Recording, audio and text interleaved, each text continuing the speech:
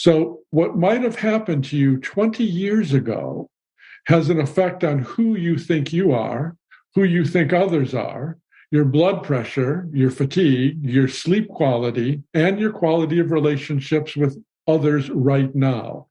It's a very dangerous thing to live with excessive, deep anger because it's an unwanted guest that never knows how to leave.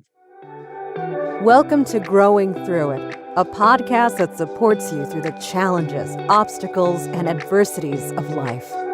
How can you come out the other side of hard times stronger and more resilient? That's what this podcast is all about. Your host, Jen Arnold, will guide you through life's challenges with expert advice and honest conversations. Don't just go through it, grow through it.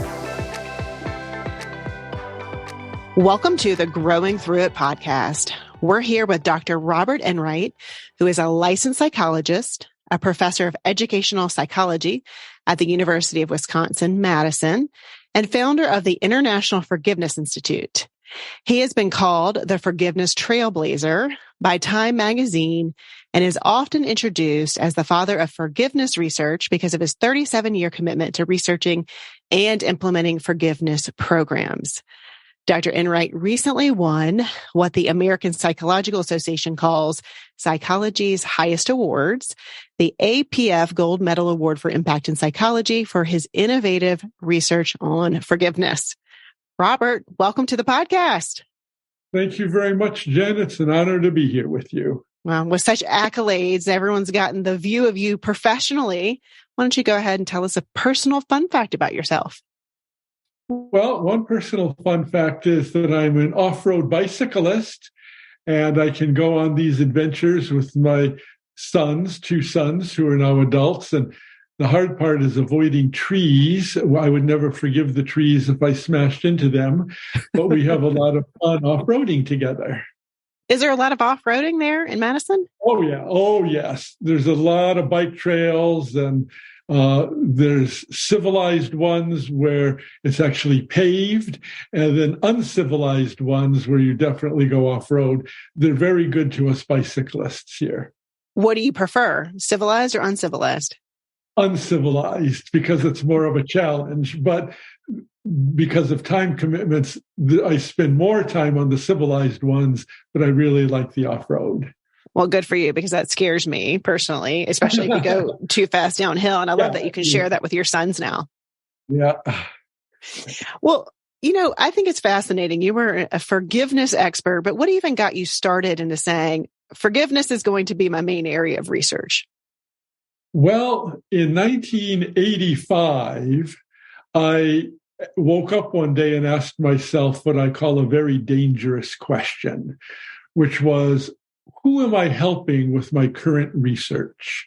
And my current research was very obedient to the consensus of the field of moral development at the time, which was to study how children and adolescents think about fairness or justice. And I had publications and grants, and I was an obedient servant to the consensus, and all was going well. But when I asked the question, my answer was this: I'm helping a few of my colleagues with whom I meet at conferences a couple of times a year, and we pat ourselves on the back and tell each other how wonderful our research is. Then we go back to our laboratories helping nobody. So at that point, I decided to throw all of my research over a cliff. And it was very good to me because it gave me tenure. And I asked myself the question, what in the area of moral development, which is a well-established field in the social sciences, might actually help people? And I thought about the reverse of justice, injustice. And what happens when we've been treated unjustly by others? How do we climb up out of the pit? And forgiveness kept coming up. Hey, this might be a way of countering injustice, and it seems to have a moral quality to it. I think I'm going to start studying forgiveness, which I'm sure, I said it to myself in 1985, must have a lot written on it because it sounds so helpful. So I had to do something primitive at the time, which was to walk all the way to the library to do a computer search of literature. There was no Google, my goodness. So I asked the librarian to do a big mainframe computer search of all the scientific studies published on the topic of forgiveness. And a half hour later, she came back round-shouldered with a blank sheet of paper and said, there are none. And I had a friend at the time do the same search at the University of Kansas, came back with a blank sheet of paper. And so I was shocked. I thought, how could something so potentially helpful to the human condition be so amazingly ignored in the research social sciences? But it certainly gave me a career. Wow. That just the bravery that you chucked your research out that gave you tenure, like that's unheard of. Was that a hard move for you, or did it just become clear asking that question and seeing the lack of research? It was completely not hard at all, because it would have been academic death for me, because what I was studying was leading me to nowhere. And I really wanted to help the human condition. So it actually gave me much more passion for academic inquiry. But you know when it got really, really hard? Once I started studying it, because then a firestorm happened in academia and people told me I've ruined my career. This is a stupid, too soft an idea for a hard-headed major research university. Stop doing this. One of my graduate students came into my office one day at office hours, and she was pale.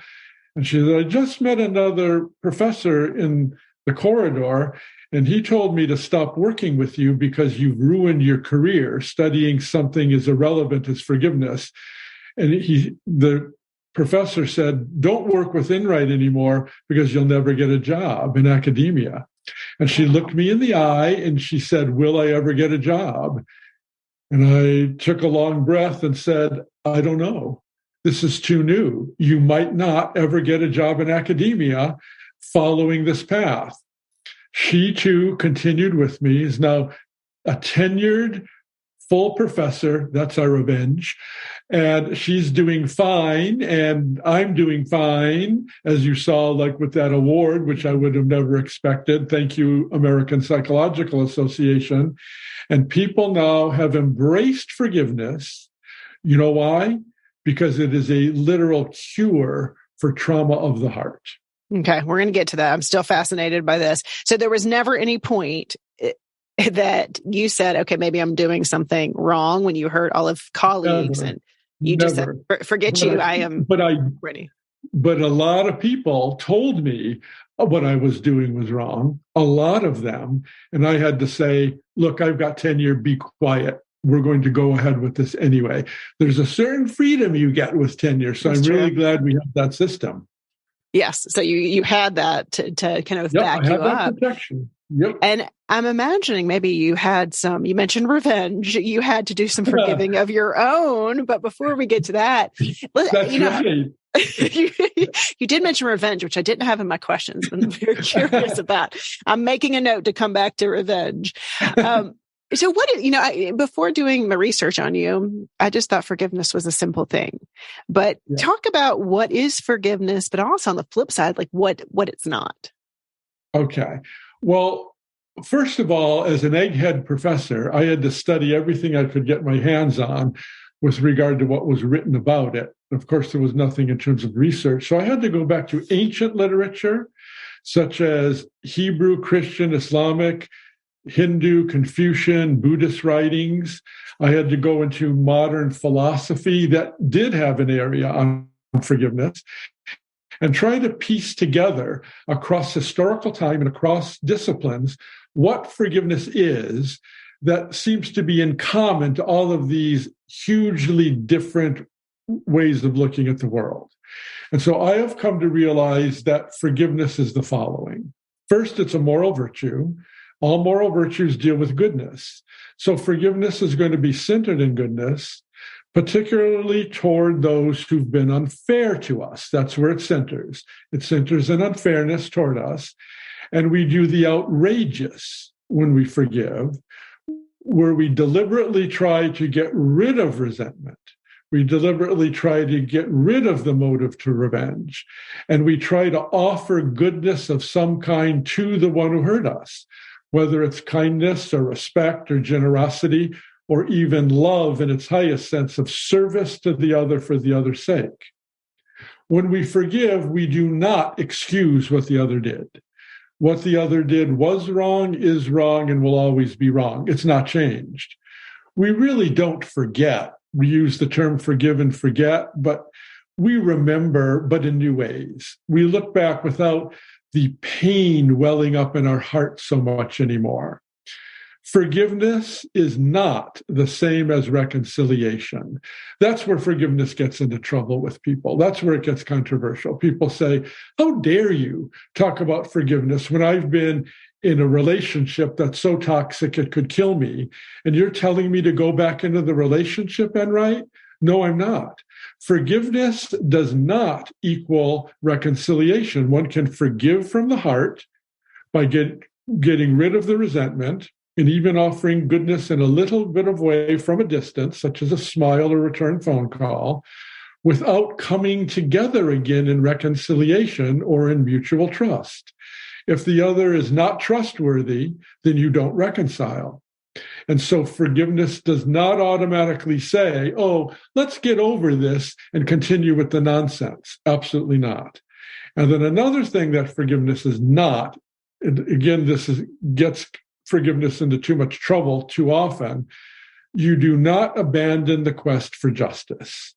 So if someone is hurting you, let's say by little digs of put downs verbally every day, that's not unusual in partnering relationships, by the way.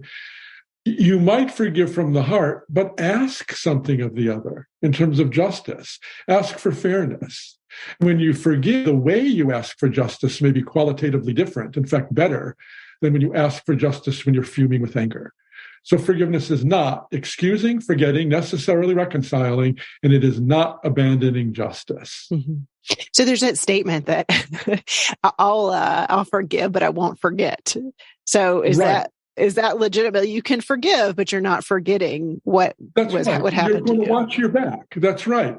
See, if someone's a compulsive gambler and keeps asking you for money and you keep giving it and they never pay it back, you might forgive the person for ripping you off. But when they ask for $100 again, you bet you better remember that. But you won't remember in such a way as to be hate-filled toward the person, which actually is a protection for you and your heart that can build up to such anger that person's ripping you off in terms of money is not nearly as costly for you as living with an animosity that is so disrespectful in your heart it doesn't know how to quit. Well, that leads me to my next question, because when you said, there's people that kind of push back on the forgiveness angle, and there's all sorts of wrongs, right? From the person who cut you off to traffic to someone who abused you. And, there's all the different, on the spectrum. So regardless of what the hurt was, what happens when we do hold on to it? You just mentioned one, kind of the animosity you're holding on to, but before we go into the benefits of it, but what happens when you just hold on to that resentment? Okay. See, people in the social sciences now are totally catching on to what they call adverse child experiences, ACEs. And it doesn't have to be just in childhood. It could have been last week. But the adverse experiences, which are injustices that happen to us, oftentimes have effects that are very predictable. And the most predictable effect is short-term anger, which is good because it shows you're a person of respect. When you say, how dare you, that's showing you know what justice is and it's been violated. But that anger, if it's not really worked on to get rid of, can grow into unhealthy anger or toxic anger, or what psychiatrists call irritability. And the mental health communities are now awakening to the very damaging effects of toxic anger or irritability or what some psychologists call a resentment that just won't quit. Because when you're very, very angry like that, you can end up with high blood pressure. You can end up with fatigue. You can end up with a compromised immune system. You can, in a psychological sense, be so angry that you displace it onto unsuspecting others, such as our own children or people at work who had nothing to do with this. And we can end up with a lack of trust in others generally because you cannot trust the one who abused you. So whether it's physical or emotional or even mental in terms of thinking I can't trust anyone, there's this whole host of effects that can gang up on a person, including lowering your own esteem of yourself, where you begin to believe the lie and your own sense of worth gets damaged, where you think, I am not a very worthwhile person. How could I be when I'm feeling so badly and people treat me badly this way? So what might have happened to you 20 years ago has an effect on who you think you are, who you think others are, your blood pressure, your fatigue, your sleep quality, and your quality of relationships with others right now. It's a very dangerous thing to live with excessive, deep anger because it's an unwanted guest that never knows how to leave. You literally could spend the rest of your adult life with it and bring it to your grave. I have to say that, sadly, my mom did. My mom had a very, very hard childhood, and it was that. And then my dad left. And so it was, till the end, it was very resentful, as hurt that she just never dealt with. And it was hard. It was like an endless loop of the same conversation. That's right. That's what it is. And people don't necessarily even connect all the complications now at age 80 with what happened at age 6. And so the person isn't open to a cure because the person doesn't know there is a cure. Mm-hmm. And that's the tragedy of our not knowing about forgiveness. That's why I'm glad we're having the podcast today, Jen. Yeah. It's a way to let people know, hey, there's a cure for all of this toxicity that has built up in my heart that might have started 20 years ago. It's interesting because when I was sitting here thinking about this, it's like, who am I really haven't forgiven? And I had to really think about it because, I've forgiven my mom for, all of, kind of what happened. There's forgiveness. I'm trying to think of like who I did. And then I got to this little petty example of someone a relative said about me. Like I heard it and I said it. And I said, it was just the tiniest thing. But I said, I'm still annoyed with it. I'm still like, I think of that person and I think of that little slight that they said, the insult that I heard that they didn't intend for me to hear. So what is the process? Like, I didn't even realize that was something I was carrying until the person reached out and I was like, ugh, it's like that, right? So it's nothing major, but how do you know, I guess, what you're holding on to? Okay. That's a great question. And actually I addressed that in one of my self-help books. This one's published by the American Psychological Association and called The Forgiving Life. It's a Socratic dialogue between two women who really struggle. One is a learned, wise mental health professional, and the other is a client. And the client's really struggling to understand forgiveness. And in that book, I recommend an exercise called the Forgiveness Landscape. And in that, I asked people to sit down and to think through from when they were young children all the way up to now and write down anyone who has hurt you that you might have even forgotten about. Like your example there. And just write down who and just very briefly what the injustice is.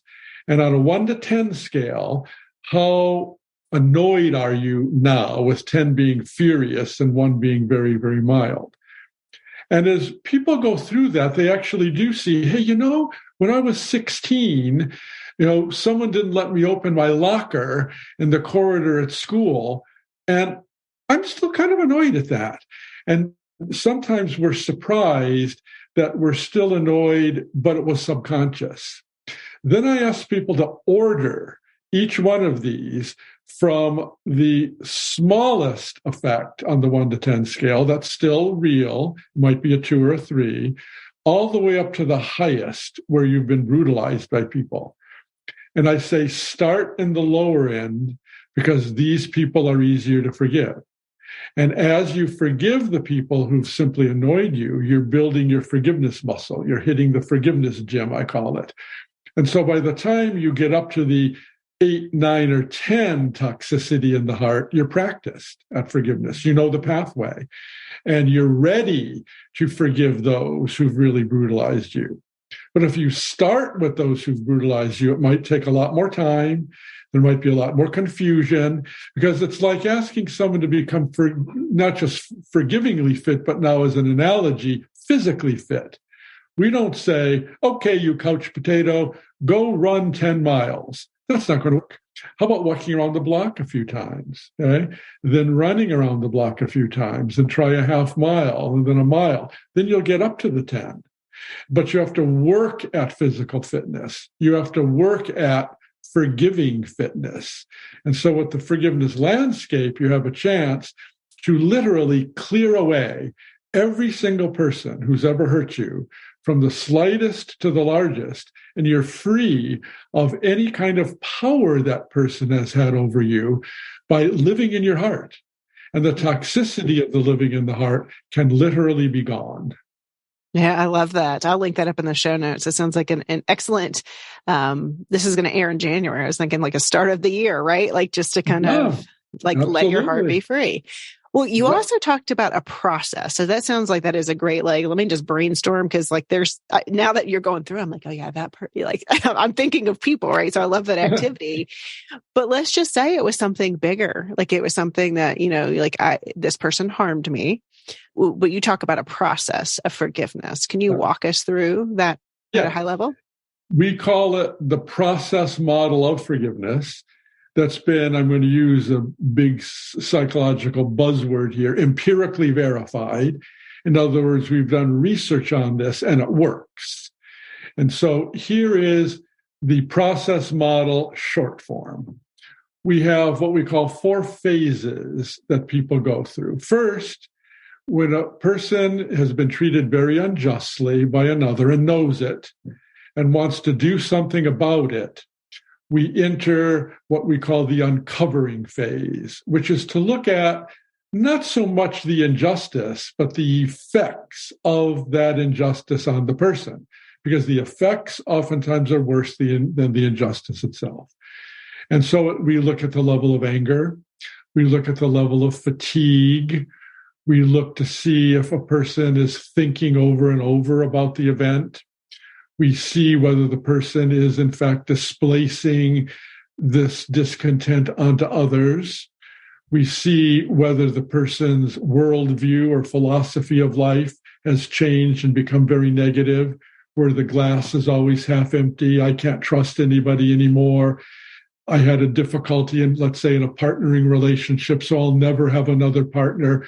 And these kind of worldviews can build up and be a lie and bring a person down. So you look at all of this, and we ask the person, what have you done to heal from all of this? And a lot of times people have tried everything under the sun, all kinds of therapies, self-help books, relaxation techniques, talking to friends. And these effects, this toxicity in the heart is still there. That surprises me. So people really do active work around this, even go to therapy, and then there's still just kind of there. All the time, yes. When people come to us for forgiveness therapy, they oftentimes have spent years in traditional therapy, and they're still depressed, anxious, and angry. Wow. And not liking themselves. And that's when we say, well, do you want to try something that we think could be a cure for these effects, by focusing on the person who crushed your heart? And that's the decision phase. And a lot of times people will say yes, because the uncovering phase is high motivation to do this, because you see all the pain you're carrying around unnecessarily in your heart.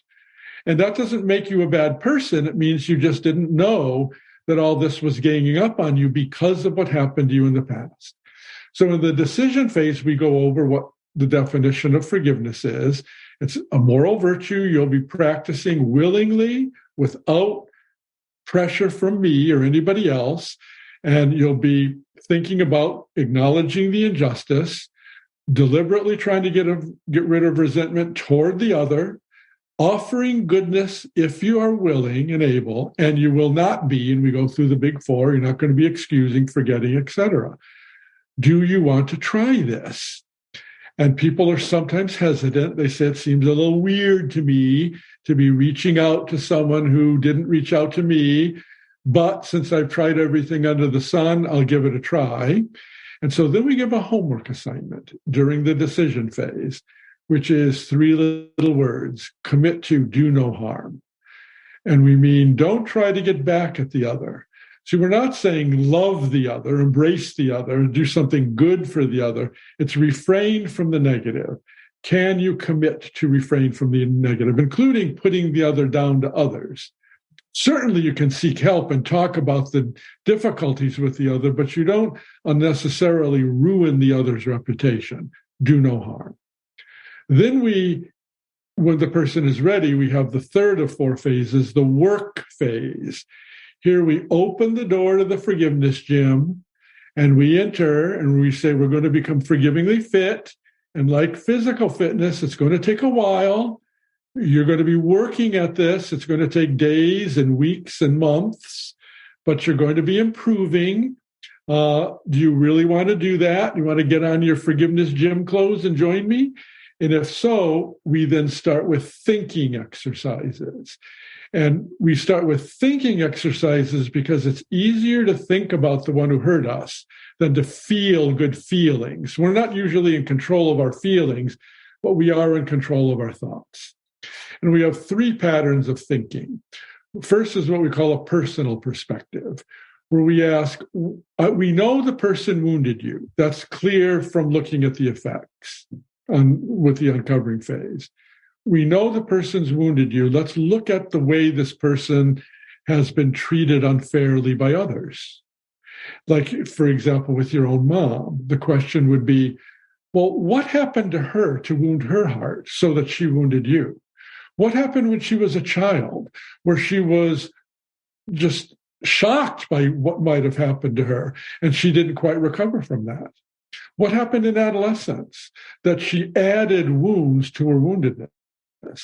And in early adulthood, and when her husband left her, with the other wounds that accumulated from childhood, look at your mother's heart. And with that heart that was unhealed, she dumped the truck onto you. You see, now we're expanding our story of who the person is. We're not defining the person by the injustices that happen to us. We're defining the person more broadly, not to excuse, but to see a wounded person who wounds others. That's the personal perspective.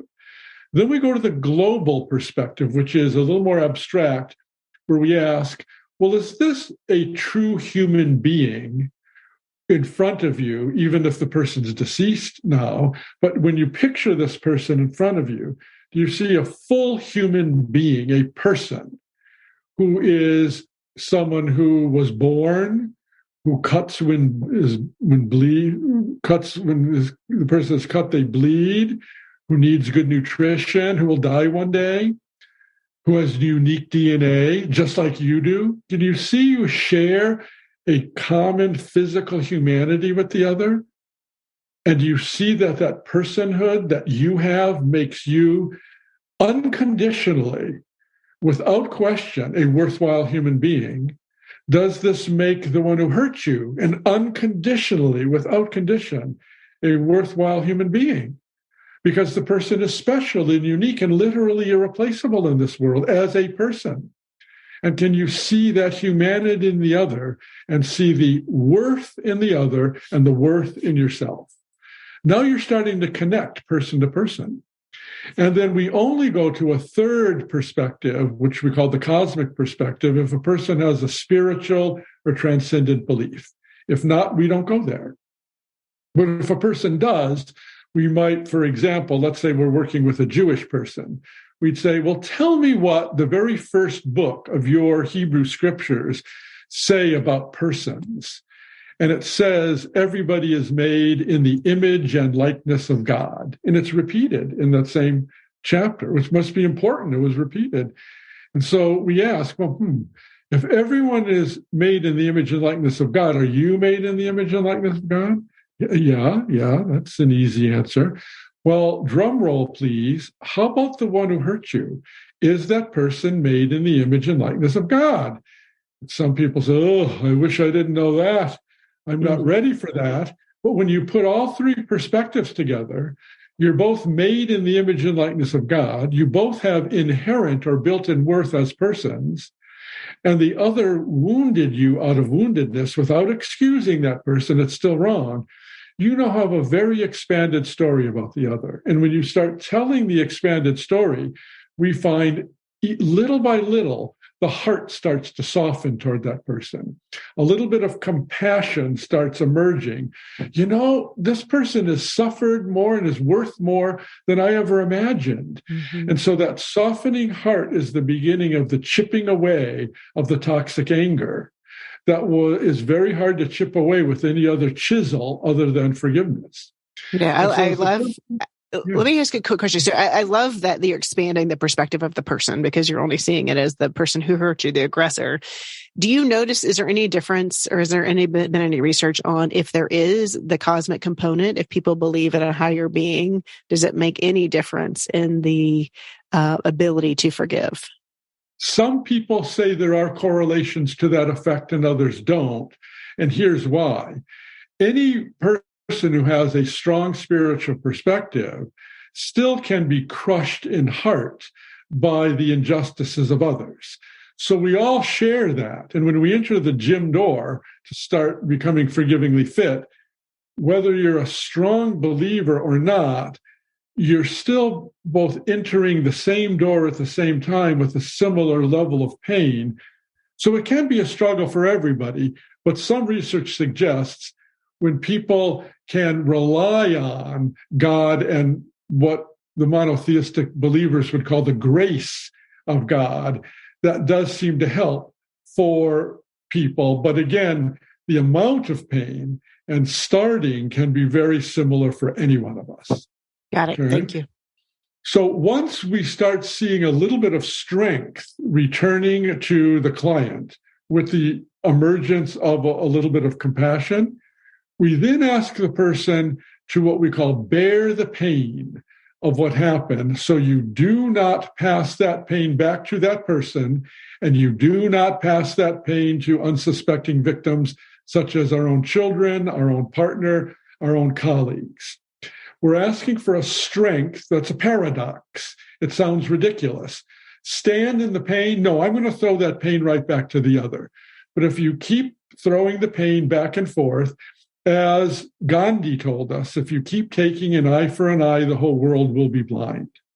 And so what we're asking here is for a change of position by the client, by the person trying to forgive, and standing in the pain shows you are strong enough to take the pain.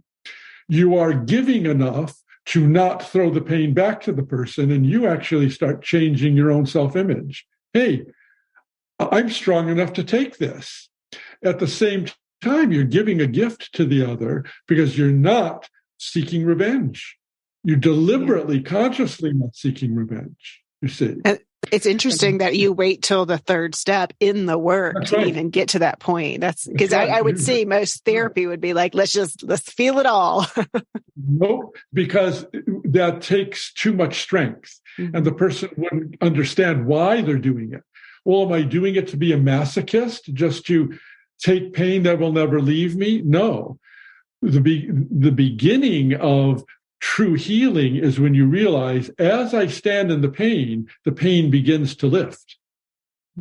That's one of the paradoxes of forgiveness. As I stand in the pain and I gather strength, the pain begins to leave me.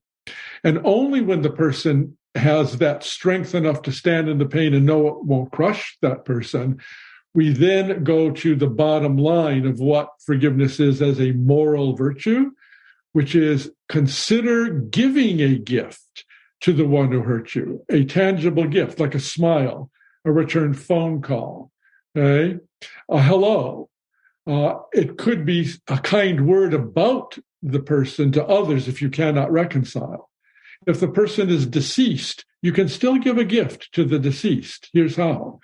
You could find a charity that might be compatible with that other person's philosophy and donate a little money in that person's name to the charity. And in the gift giving, there is the healing quality of this toxic anger shrinking even more. And so now we've gone from an expanded story, which starts shrinking the anger, to a little bit of the compassion, which really is quite incompatible with hatred. Compassion and hatred are opposites, which shrinks it a little more. Standing in the pain shrinks the anger even more. And then giving the gift can really set one's heart free. So then we enter the discovery phase, the fourth of four phases, where we start finding meaning in our suffering. Viktor Frankl, who was in concentration camp in Auschwitz, was very big on finding meaning in suffering. He actually found two kinds of people in Auschwitz, those who found meaning in their suffering and those who didn't. Those who found meaning lived. Those who didn't find any meaning say, life just has no meaning at all. You suffer and you die. They actually didn't survive. And so finding meaning might take the form of, I'm becoming more sensitive to other people's suffering, so that when I'm at the checkout line at the grocery store and I'm late, instead of getting up there and snarling at the checkout person, I might say, thank you for your service today. It must have been a hard day because there's a lot of lines here. And so you become much more sensitive to the inner world of others and yourself. And you begin to realize that your suffering has helped you find a way of dealing with future suffering that won't crush you. Because once you walk the pathway of forgiveness, you can have confidence that the toxic anger that can build up in your system will never destroy you. That can be life-giving. All right, then go ahead. Uh-huh. No, I'm just, you had me on this process. I was good. And then you said gift giving, and that really got me. And I'll tell you why. I'm just thinking about somebody, let's just say they were abused as a child. Someone was sexually assaulted. So how do you even go about giving a gift to that person? I'm stuck there. Let me give you two examples, because you said, let's say sexually abused as a child, one of the most horrific injustices of the world, because a father figure or a father who's supposed to protect violates, okay? Suzanne Friedman, who's at the University of Northern Iowa, and I did a study in the mid-1990s with incest survivors, adult incest survivors, who came to us clinically depressed. Every one of them, all 12 of them, said, I'm not going to forgive. But they were very kind, because they said, I know this is a research project for you, Suzanne, and if you take me in, I'm going to be ruining your study. And in her kindness, she said, come in anyway.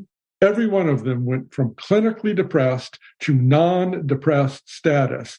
But it took a year of walking this forgiveness path, a year of forgiving fitness.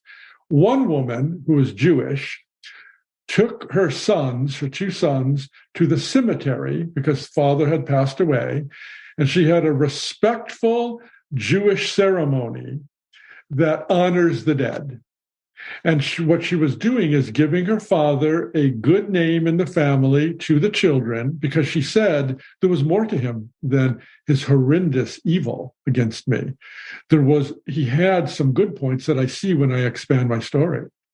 Another woman, same study with Suzanne Friedman, after forgiving, again, her father, helped feed him when he was in the hospital dying. And she said to Suzanne, I'm very glad I did that. I gave him a gift, because had I not forgiven, because he's my father, I would still have a level of mourning his loss plus hatred. Now I just have mourning. She said the two blended together would have been overwhelming for me. So again, the paradox of giving the gift is that it was a gift received by her. The one who gave the gift at the cemetery was a gift received by her. where both of them were set free from the emotional prison they were in for many, many years.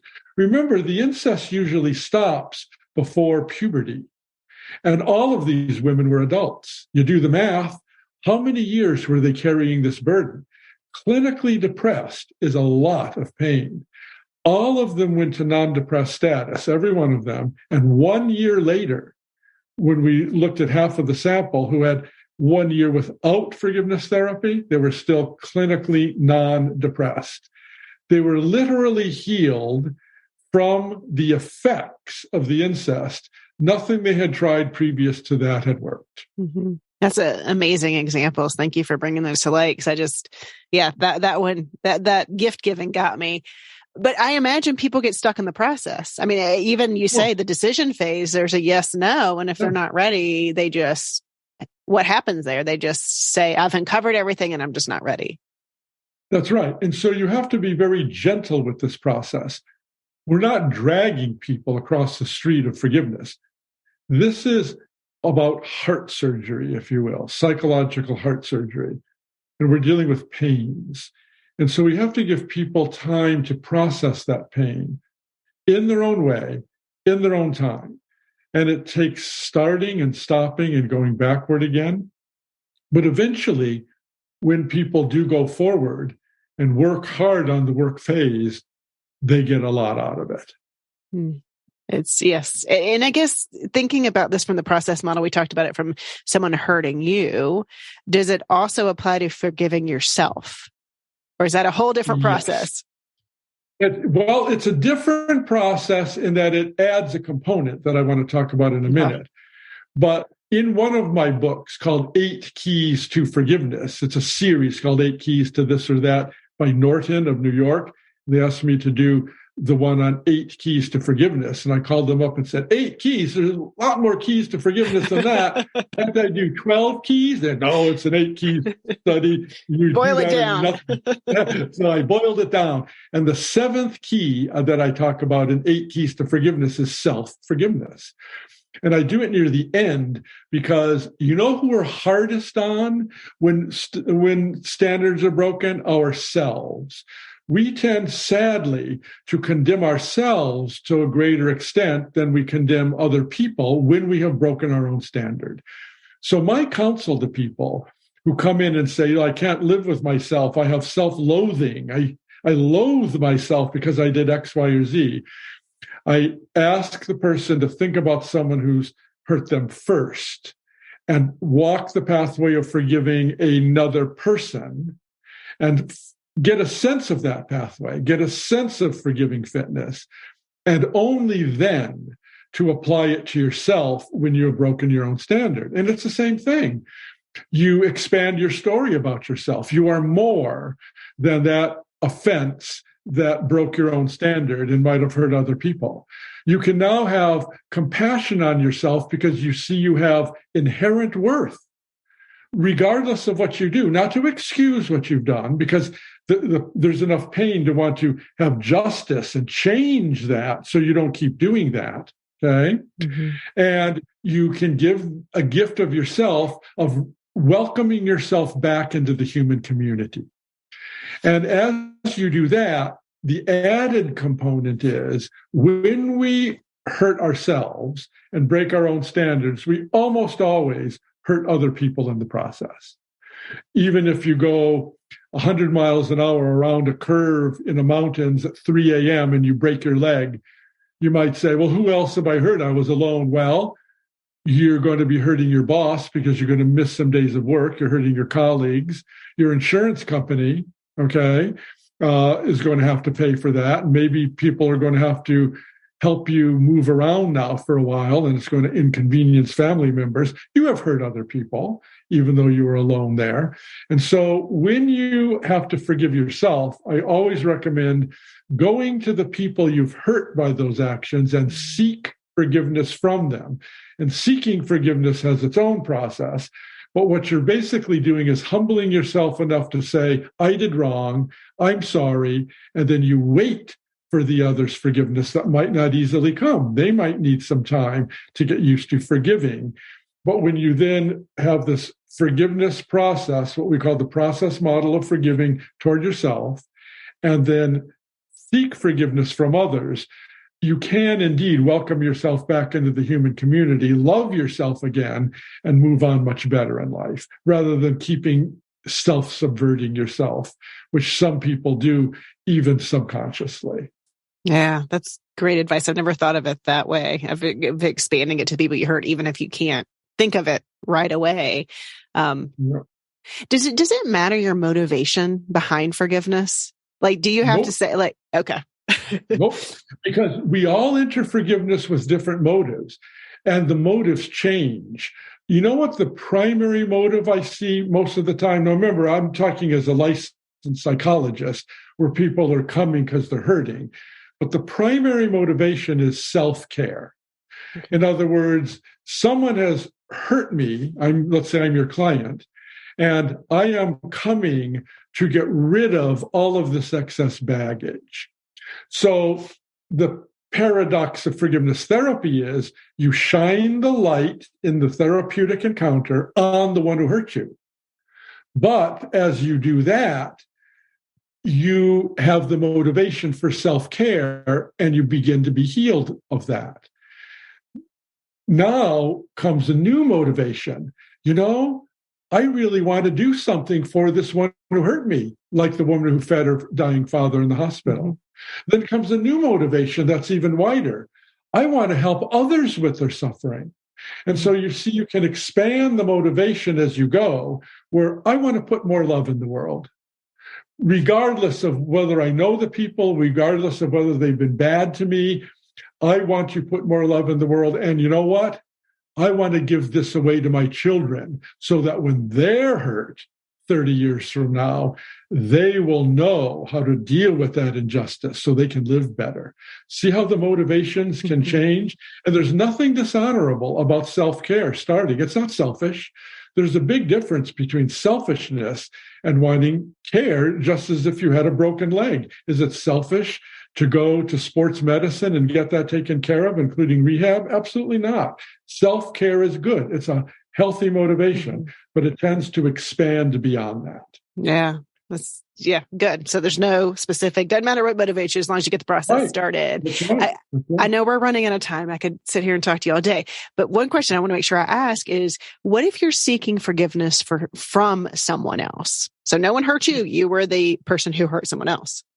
If you're seeking forgiveness, you also have a process.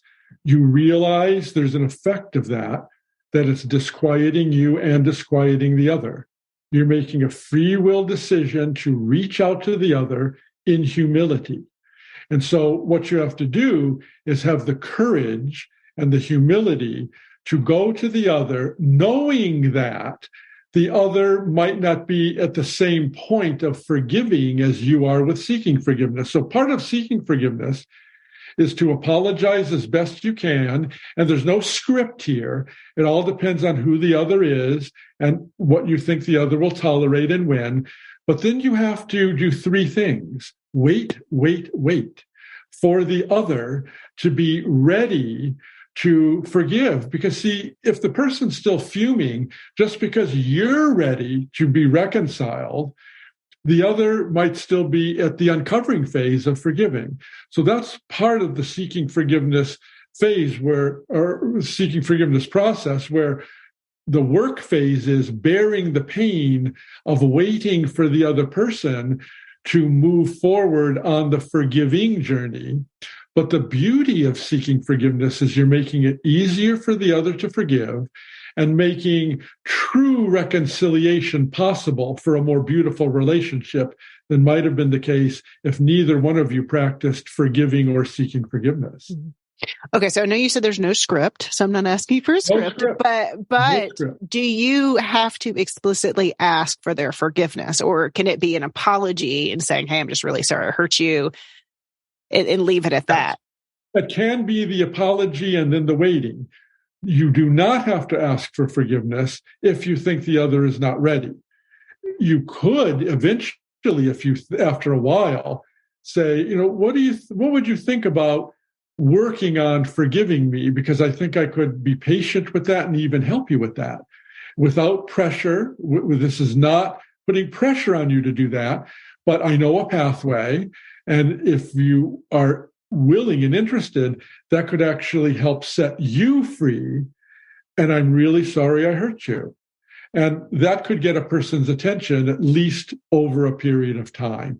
We always have to be gentle with the other, because their process, where they are, oftentimes is different from where we are. We're not in perfect sync, where you're ready to be forgiven and that person's ready to forgive. It's pretty rare to both be at the same place at the same time when you initiate seeking forgiveness. And waiting with no expectations, I'm assuming. Waiting with no expectation, without pressuring the other, because you don't say, how dare you? Look, it was hard for me to come here and bare my soul and say, I'm sorry, and you're doing this to me? See, now you're starting another fight. And that's not really seeking forgiveness, because it's not honoring where the other is in that person's process.